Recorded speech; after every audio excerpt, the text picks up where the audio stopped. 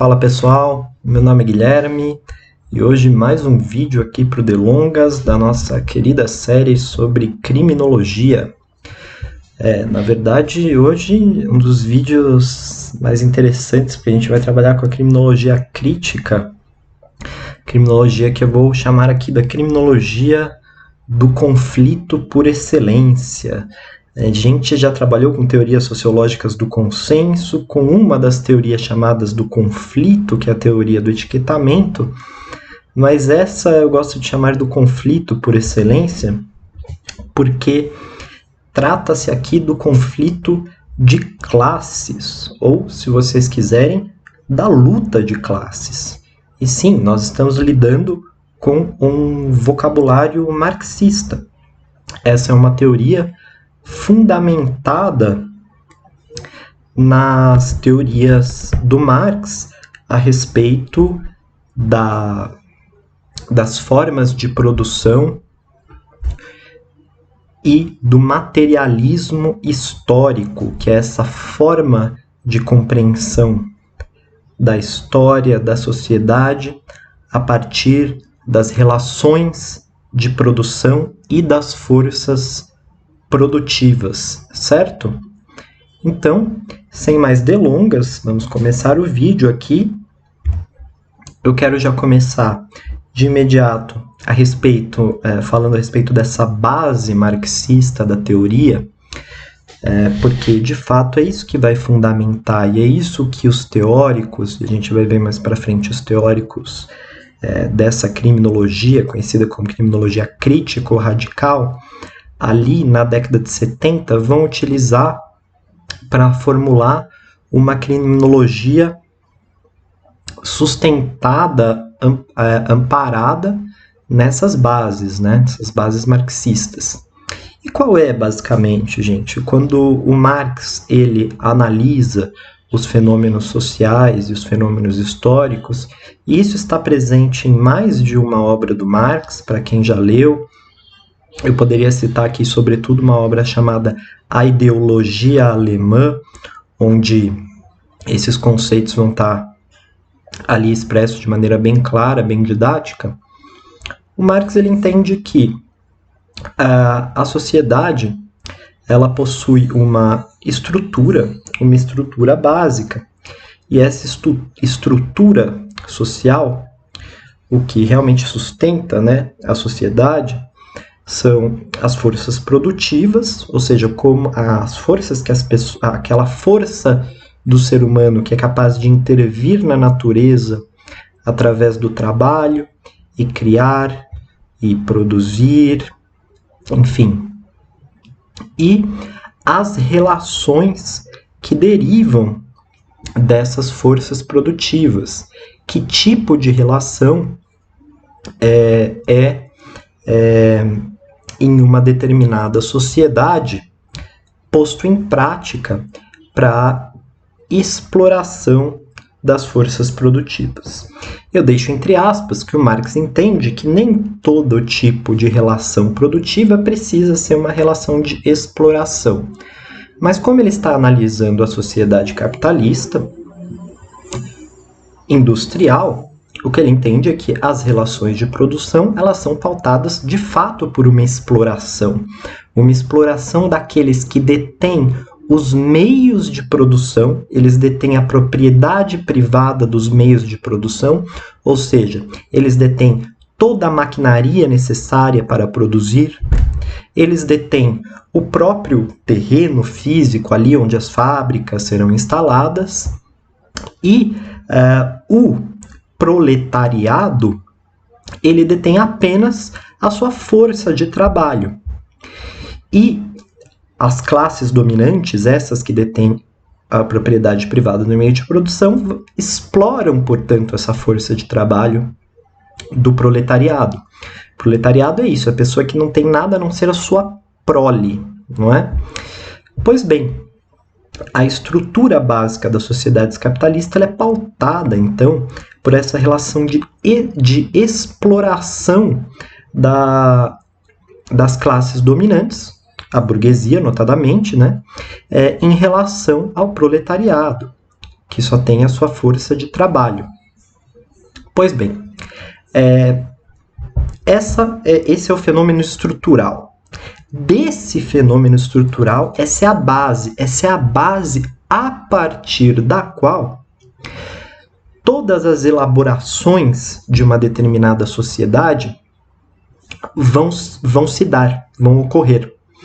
Ou seja, tudo aquilo que a sociedade cria do ponto de vista das suas instituições, das suas leis, mesmo da sua arte, da sua filosofia, ela deriva historicamente dessas forças produtivas e das relações de produção, certo?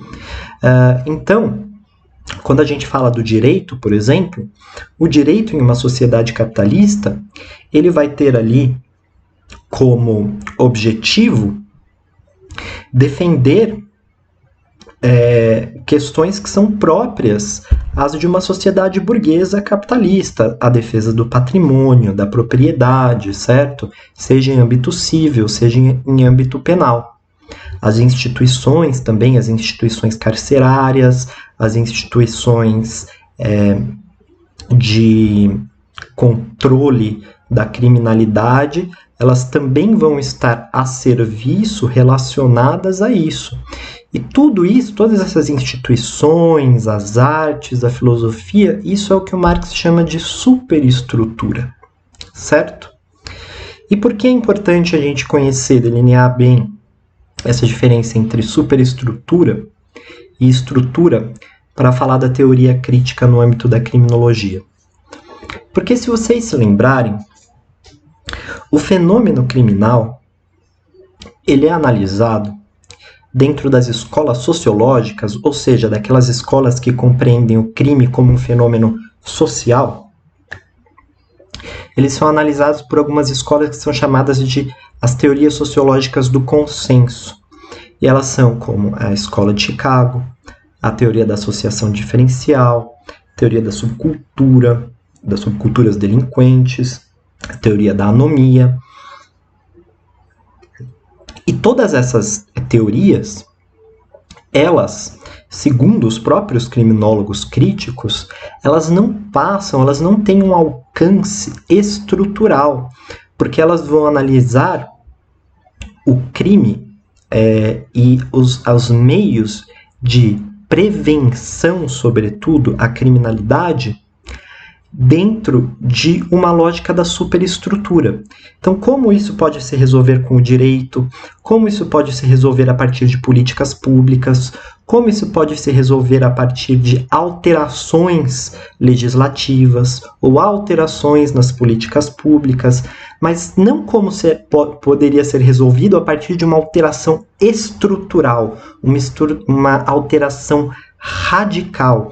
E daí, a palavra radical aqui ela é importante, porque radical vem de raiz, ou seja, são teorias que não vão na raiz do fenômeno da criminalidade. E a raiz seria justamente essa situação de exploração que subjuga o proletariado, a classe trabalhadora, a um mundo de pobreza, de privações e em grande medida, de submissão ao direito penal, certo? Então é isso. E essas teorias, portanto, que eu mencionei, elas estariam de fato, gente, se a gente lembrar das teorias aquela teoria da desorganização social da Escola de Chicago, ela acredita ainda numa fé coletiva da sociedade nas suas instituições, né? E que o crime poderia ser resolvido mediante a integração de estrangeiros, daqueles jovens delinquentes, numa determinada comunidade. Mas eles não falam nada de alterações radicais nas formas de produção, ou de como aqueles jovens estão sendo economicamente explorados no trabalho, certo? As suas privações financeiras. Eles não vão tão a fundo nisso. A gente tem, então, portanto, essas teorias sociológicas do consenso, uma fase intermediária da criminologia, que a gente chama da teoria do etiquetamento, cujo vídeo eu já fiz aqui, ou labeling approach. Ela já é uma fase intermediária justamente porque, ao menos, ela questiona a noção de crime. Ao menos ela pensa que o que se considera, o que se toma como crime, é um fenômeno muito mais relacional, interacional, do que um fenômeno em si. E que, em determinadas ocasiões, o estigma gerado pela identificação de determinadas condutas como condutas criminosas é um estigma que não passa de um estigma relacional, de uma etiqueta que se coloca às pessoas, mas que essa conduta em si, ela não porta em si uma natureza criminosa, nem, e sequer uma delas pode se abstrair que naquela sociedade ela é danosa para aquela sociedade, porque muitas vezes uma conduta, se a gente lembrar, aqui no Brasil já foi crime praticar capoeira, ou seja, estigmatizava-se as pessoas que praticavam capoeira, que por acaso eram pessoas negras, através dessa etiqueta e dessa relação, então, desse comportamento com o direito penal, mas que essa conduta em si não gera danos para a sociedade e tampouco dá para se dizer que é uma conduta naturalmente criminosa, evidente que não, né? Bom, enfim, então o Labeling Approach faz esse questionamento. Portanto, ele está ali intermediário. A teoria crítica, ela vai questionar as próprias estruturas sociais, certo? As próprias estruturas. Então, de certa forma, a gente vai ver que até o que os teóricos falam, de certa forma, entre algumas aspas, é simples. Enquanto não houver uma mudança radical nas formas de produção e de relação de produção dessa forma capitalista de exploração, os comportamentos criminosos, sobretudo aqueles comportamentos criminosos que enchem as estatísticas, que engordam as estatísticas relacionados a roubo, aqui no Brasil o caso do tráfico, são crimes relacionados próprios dessas sociedades capitalistas. Por quê? Bom, primeiramente porque são crimes que ou eles são contra o patrimônio, ou eles têm um fim de aquisição de algum patrimônio, né? Quando você trafica droga, você não está fazendo nada menos do que comercializar alguma coisa para atingir ali uma meta pecuniária, digamos assim, né? São poucos os crimes que enchem de fato os presídios, que são crimes contra a vida, crimes mais danosos. E que esses crimes e essas grandes estatísticas que engordam os presídios, essas estatísticas não, né? Essas pessoas mesmo, né? Em geral, inclusive pobres e negros, que engordam os presídios, esse estado de coisas não vai mudar enquanto não mudar a própria estrutura social. E é por isso que, passando aqui, já entrando agora um pouco nas críticas que eles vão fazendo todas as outras teorias. Eles criticam, por exemplo, a ideia de livre-arbítrio, aquela ideia postulada lá pela escola clássica do livre-arbítrio, de que a pessoa tem uma vontade consciente ali e ela pode escolher se ela pratica ou não um crime. Isso para eles não está em pauta, porque para eles há pessoas que estão em uma situação de necessidade tão grande e de submissão tão forte ou de necessidade tão patente que não há que se falar aqui em livre-arbítrio. Aquela pessoa, muitas vezes, ela comete crimes porque ela está dentro de um estado de coisas, de uma sociedade que já está completamente doente, certo? Então, não há que se falar aqui em livre-arbítrio.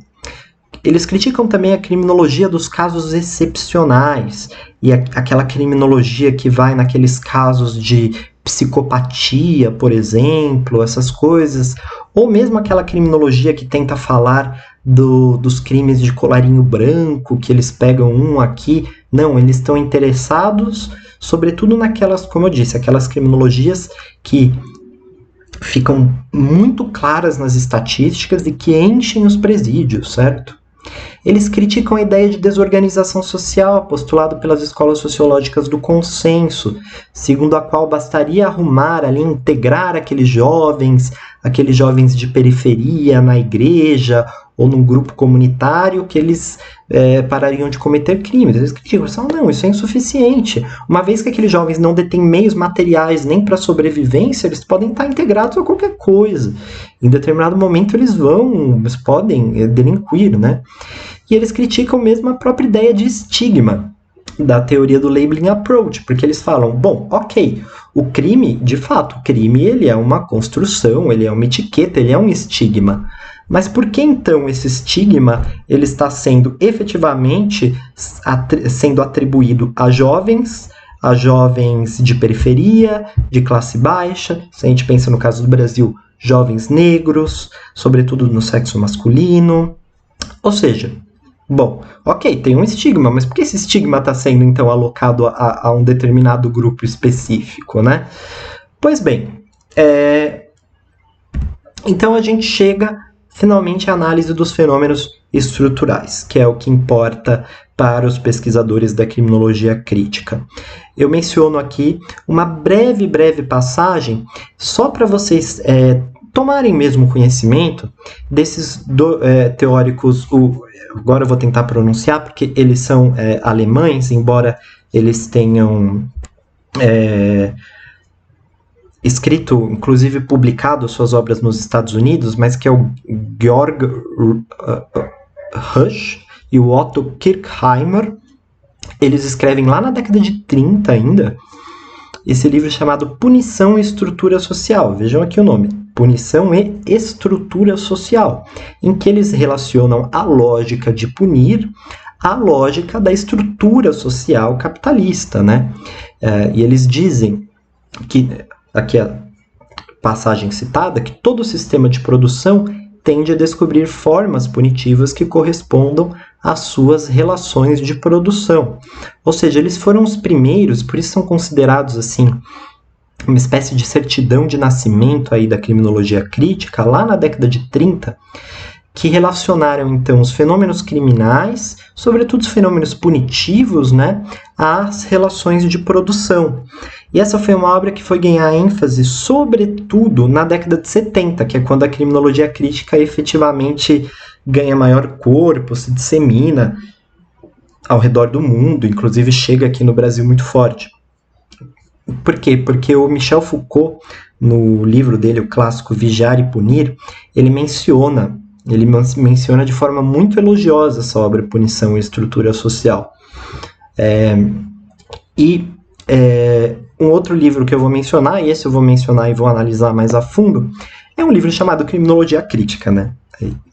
Que são de 3 autores ingleses, o Ian Taylor, o Paul Walton e o Jock Young, em que foram grandes assim, propagandistas, disseminadores, pesquisadores e, sobretudo, eu diria, propagandistas da criminologia crítica. Porque se você lê o livro deles, assim, tem um quê de panfleto, assim, olha, isso aqui é a nossa criminologia, ela precisa ser disseminada, porque o que foi feito até então é insuficiente, não tem o alcance necessário para se analisar o fenômeno criminal.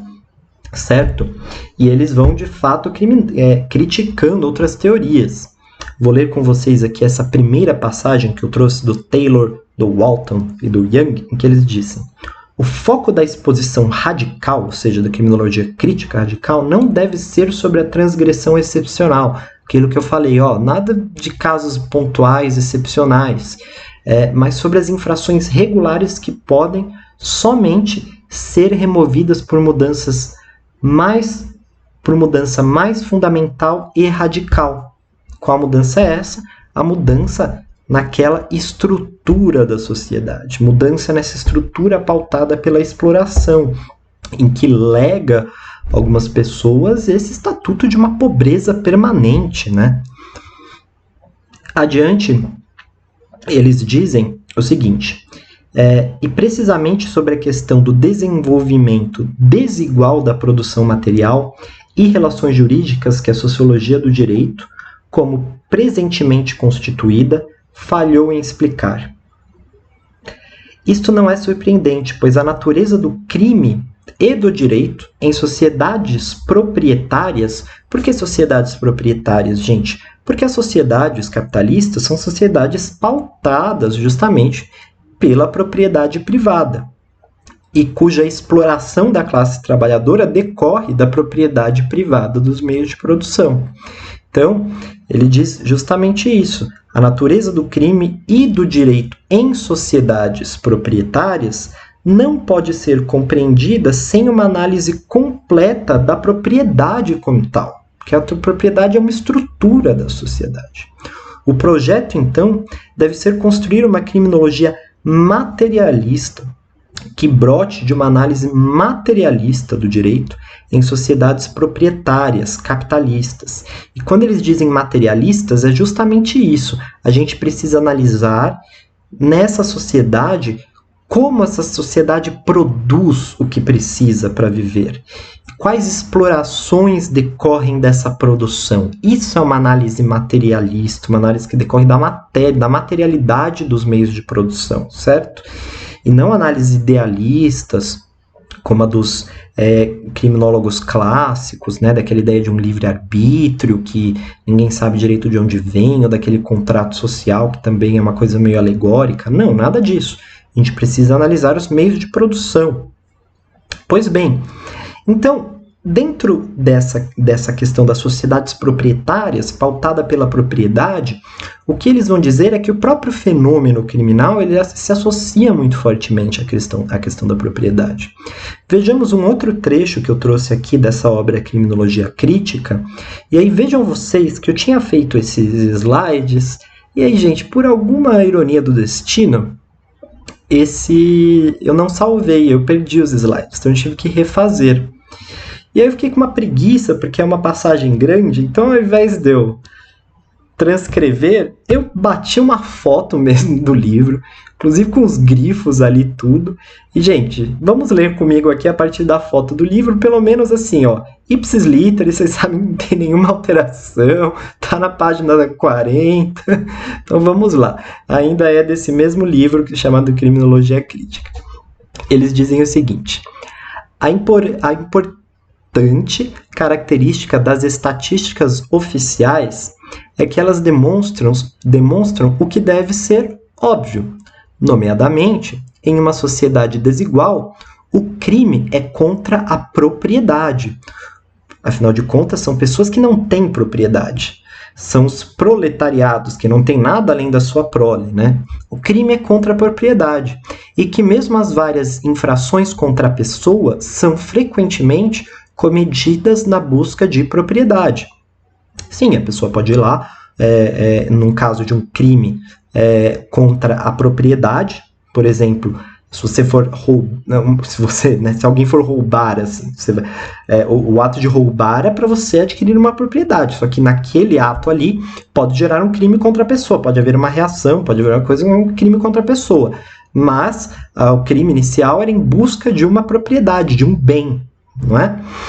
Então, o crime patrimonial, continuam o Taylor, o Walter e o Young, crime patrimonial é melhor compreendido como uma tentativa normal e consciente para adquirir propriedade, do que, por exemplo, como produto de socialização defeituosa ou rotulação imprecisa e espúria. Olha aqui eles sendo aqui bem ácidos em relação à teoria do etiquetamento, da rotulação, né? Ambos crimes da classe trabalhadora e da classe alta, registrados, apreendidos e processados ou não, são caracteres reais de uma sociedade envolvida em uma luta pela propriedade, riqueza e autocrescimento econômico. Posto simplesmente, uma sociedade que está predicada sobre direito desigual de acumulação de propriedade dá origem a desejos legais e ilegais de acumular propriedade tão rapidamente quanto possível. Então veja que interessante essa análise. Uma sociedade que está predicada, que está qualificada, né, caracterizada, né, sobre direito desigual de acumulação da propriedade, ou seja, aqueles que detêm a propriedade privada, e acumulam essa propriedade, esse patrimônio, né, dá origem a desejos legais e ilegais, né, de acumular propriedade tão rapidamente quanto possível. Ou seja, eles são bem Curtos e grossos, né? É isso. Essa relação de produção que está na estrutura da sociedade é uma relação que está ali no próprio âmago da maioria dos fenômenos criminais que nós vemos nessa sociedade, né? Uma sociedade pautada pelo acúmulo de bens e de propriedade vai ver emergir dela crimes que são, em sua grande maioria, crimes que são ou contra a propriedade ou crimes para a aquisição de alguma propriedade de algum bem. Por isso que eu falo, aqui no Brasil é o que eu digo, se a gente pegar as prisões, a gente tem os crimes de roubo, de furto e de tráfico de drogas, eles populam as cadeias. E são todos crimes que têm o quê? Tem uma função, como eu disse, pecuniária, de ganhar dinheiro fazendo aquilo. Não são crimes que são feitos arbitrariamente, de maneira maluca, de maneira que derivam de uma sociopatia, de uma psicopatia. Não, eles derivam dessa necessidade que advém desse tipo de sociedade de obtenção de bens, porque afinal de contas, sem esses bens materiais, numa sociedade capitalista, nós não sobrevivemos, simplesmente assim, não sobrevivemos, não é? Pois bem, gente, isso é a base radical da teoria crítica, porque justamente o que eles vão propor é que, sem a alteração completa de uma sociedade pautada nessa exploração, né, exploração das forças produtivas do trabalhador a partir de quem detém a propriedade, sem uma alteração radical disso, esse fenômeno criminal ele vai continuar existindo e vai continuar existindo em grandes escalas. Pois bem, mas a gente sabe que é difícil, né? É difícil você mudar a estrutura da sociedade, né? Precisa ser feita uma revolução, para ser feita uma revolução é difícil, enfim, é difícil. E, enquanto isso, o que existem? Existem pessoas na cadeia, sobretudo jovens, sobretudo negros. É o que a gente tem aqui, essa foto aqui,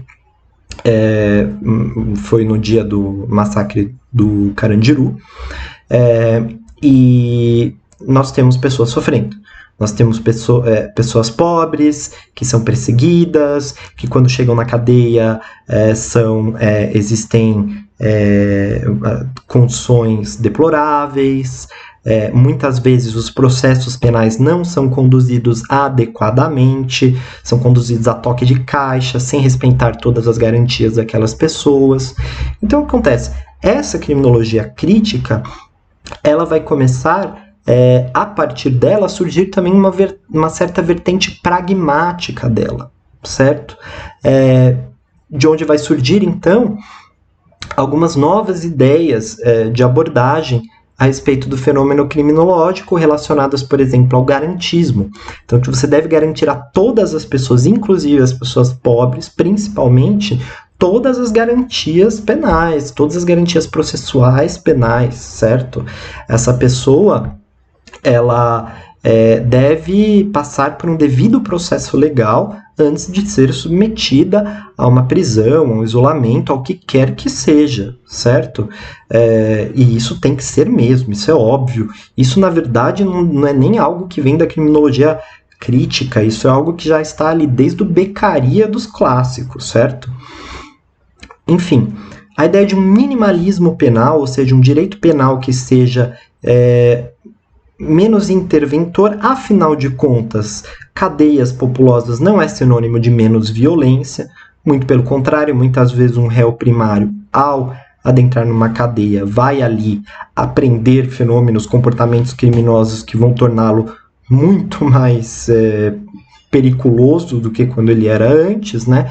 Daí a questão da teoria do estigma, da socialização ser uma teoria importante, né? A ideia de um abolicionismo penal, ou seja, abole-se então, se não o direito penal, pelo menos as formas mais duras de punir. Né? Por quê?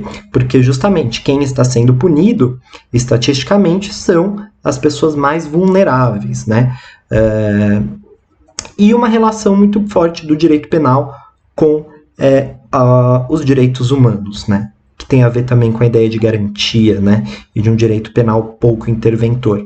Então, a criminologia crítica, ela não é que ela deixa de existir, mas em sua vertente pragmática, ela começa a adotar meios que não derivam exatamente da criminologia crítica, que na verdade em algum momento são até criticados pelos criminólogos críticos radicais, mas ela começa a adotar essas estratégias justamente como espécie de redução de danos, né, gente?